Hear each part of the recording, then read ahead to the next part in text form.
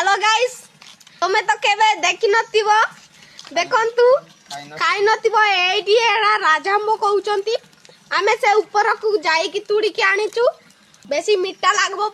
आ टिके पाचितांता तो बहुत मिठा लागितांता एबे टिके ओडदे आ रेड एला टिके बढ़िया लागबो आ गोटे जुपड़ा एटा गोटे बढ़िया मिठा लागबो। तो गाइस फाइनली एबे मु राजाम्बो गछर चाउ थोड़े मो सांग अछि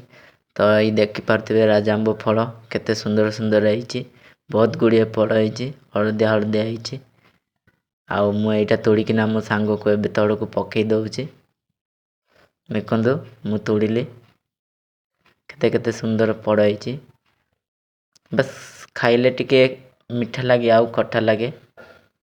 गाइस मु एबे वर्तमान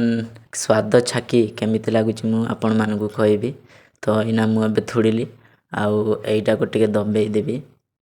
फाड़ी किना मु एबे स्वाद छाकली वारे बहुत मिठा मिठा आहा गाइस आजिर ब्लॉग रे आपण मानकु केमिति लागिला मो वीडियोटी जदी देखि भलो लागिला ताले लाइक शेयर कमेंट आ सब्सक्राइब करवाडा भूलिबेनी